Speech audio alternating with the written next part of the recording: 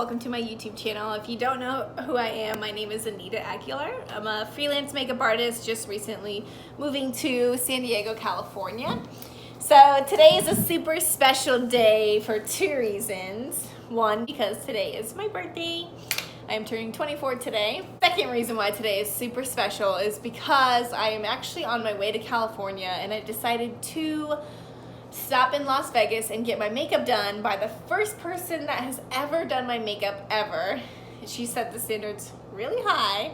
So since she was an inspiration for me to start doing makeup and just loved her work so much, and the fact that she did it all the time, something that she loved, I decided to hire her again to do my makeup for my 24th birthday since I am passing through here.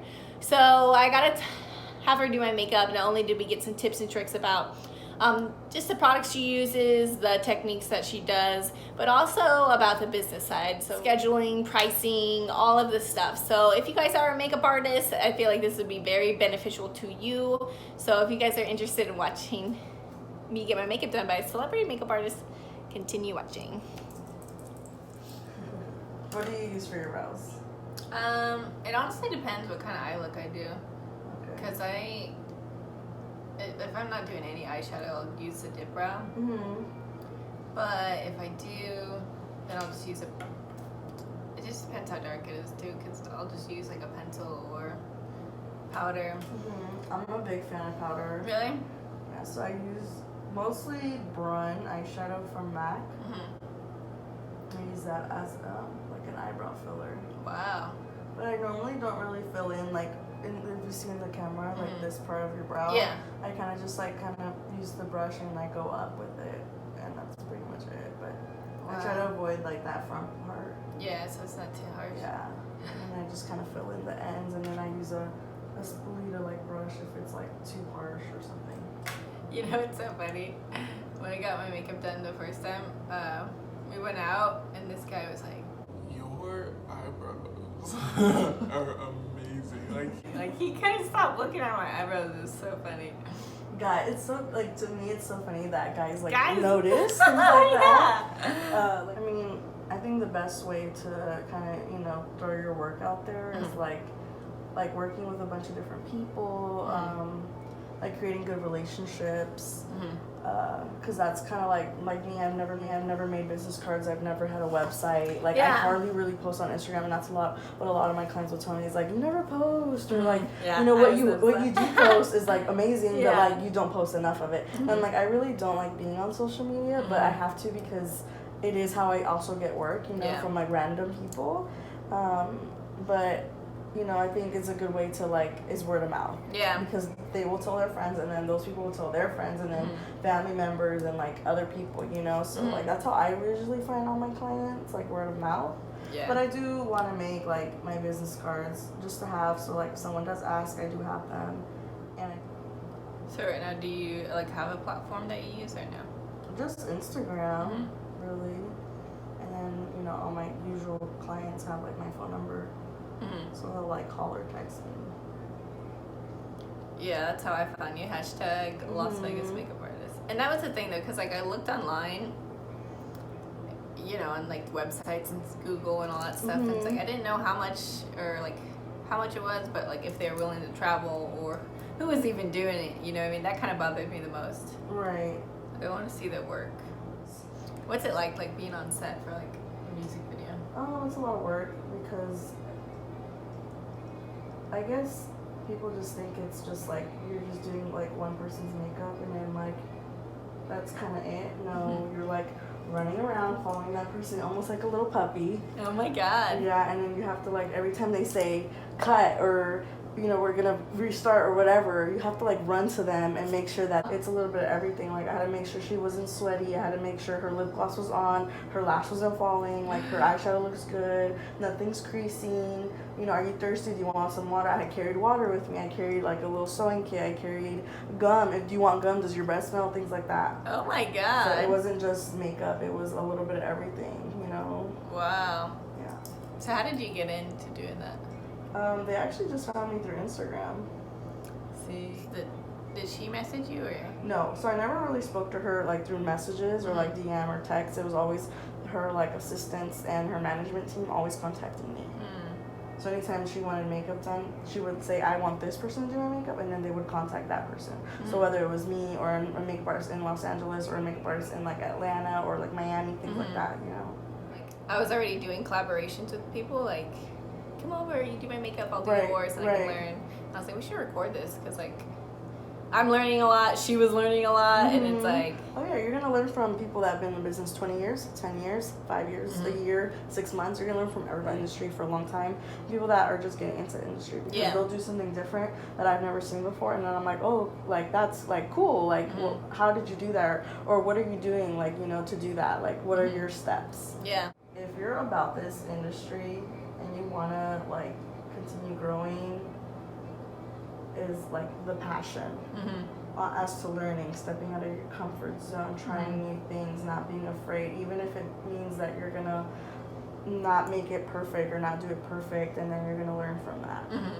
That's kind of like how I work. So you use Painterly a lot? Painterly, Langla. I use all the MAC paint pots, but I have all the different colors because I can't use Painterly on every skin tone. So what made you like take the leap of like quitting MAC and then going to do freelance full time? Stepping out of my comfort zone and doing someone that was in the limelight and thinking, you know, oh, like this is an amazing opportunity. I get to work with this client, and having them call me and ask me like to do the makeup, and I said yes, of course, and then from there, having her, you know, pick me to go on her music videos, you know, so going cool. to LA, and I got to experience just a whole different kind of like side of the industry, you know, and I feel like not too many people talk about like what goes behind the scenes. It's not really what it looks like on like YouTube or like on TV when the music video is released. It's completely different the way it looks. It's a lot of work. It's 15-hour days. So I bought everything out of pocket, and then they paid me later for it. Because I had asked them if they needed anything extra, and she had told me like what brands she likes, and I went and bought everything that she like had on her list.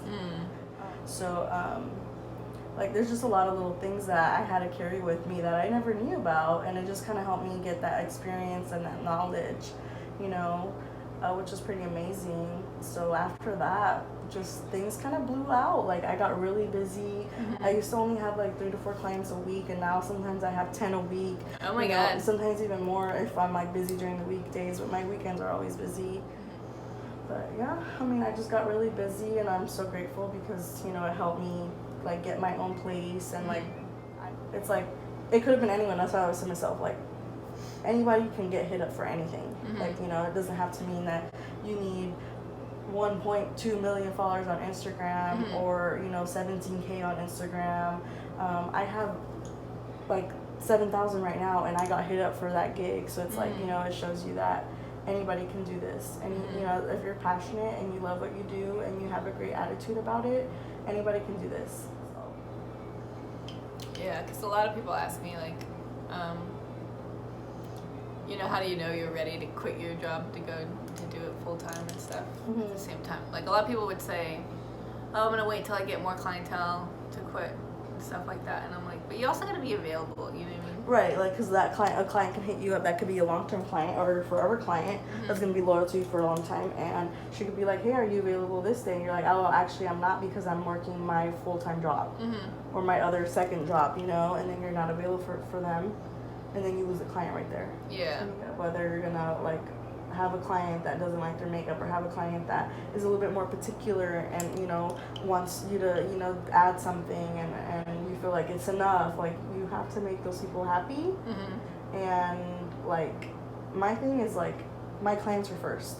You know, if they are going to say, can you add this? Or, hey, like, I feel like the wing liner's too thick. Can you maybe make the line thinner? Like, you know, I always try to accommodate my clients because I'm providing a service. Yeah. And I'm the same way. When I go get my nails done or when I go get my hair done, I'm, like, really picky. Yeah. And I'm not, like, really afraid to tell them, like, hey, like, can you fix this? Or, you know, don't you see that bump or something, you know? Yeah. Are you using 2 brushes right now? Like, but the same color? Yes.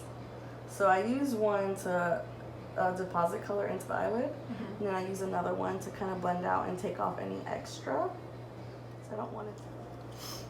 And then I always tell people, like, you can do whatever you want. You can do whatever you want. And it's like, it wasn't until I started doing stuff that people actually started listening to me, you know what I mean?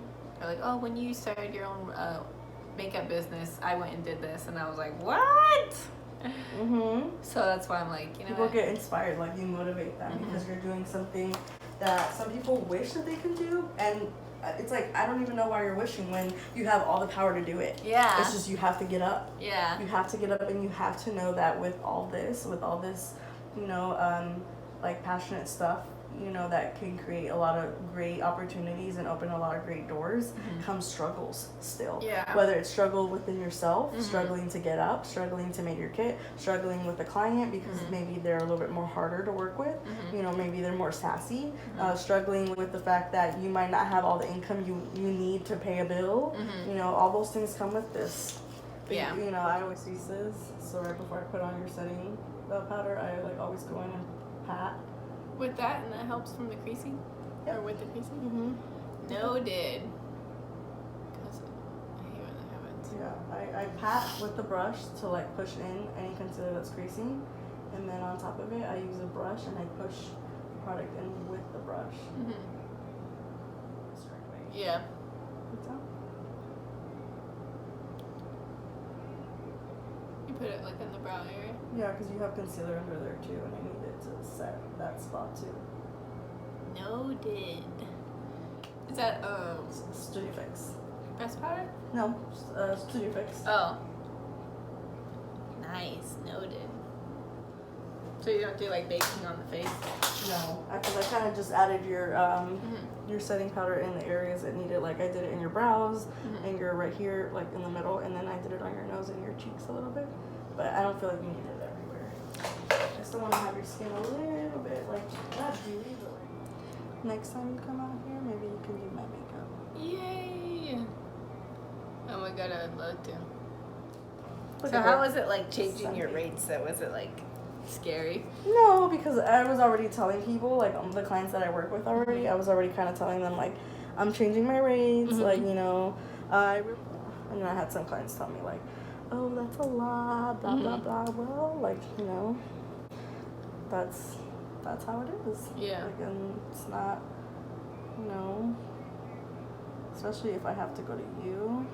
Yeah, that's what I realized too. So much work. Do you ever have people come to you? Sometimes, yeah. I do let them, you know, if they ask like, oh, is it possible we can come to you? I'll tell them, yeah, you can come to me, sure. Turn the other way. Which kind is that? This is the Milani 16-hour wear. Milani? Milani, Wow.